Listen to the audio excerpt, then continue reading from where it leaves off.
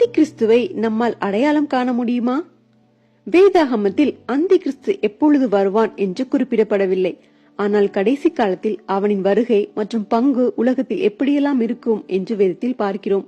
இயேசுவின் 2ஆம் வருகைக்கு முன்பு மிகப்பெரிய துன்ப காலத்தில் அந்தி கிறிஸ்து வருவான். அவன் ஒரு மிகப்பெரிய பிரபலமான அரசியல் தலைவராக வரலாம். உலக மொழிகளையும் ஜாதிகளையும் அரசையும் ஒன்றாக இணைப்பான். 7 வருடங்கள் ஆட்சி செய்வான். முதல் 3.5 வருடம் நல்லவன் போல் நடித்து சமாதானத்திலும் செழிப்பிலும் மக்கள் மனதை கவருவான். மைக்ரோசிப், டிஜிட்டல் ஐடி அல்லது மக்களின் உடல் பகுதியில் 666 என்ற முத்திரையின் மூலம் கட்டுப்படுத்திய பின் தன்னைத்தான் கடவுள் என்றும் தன்னை வணங்காதவர்களை துன்புறுத்தி கொல்லவும் செய்வான்.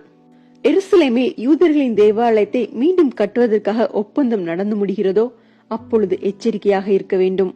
வேதத்தில் சொல்லப்பட்ட சத்தியத்தை தெளிவாக உணர்ந்து ஆவியும் ஜீவனுமான வார்த்தைகளை சோதித்து அறிந்து விசுவாசத்தில் நிலைத்திருக்க வேண்டும்.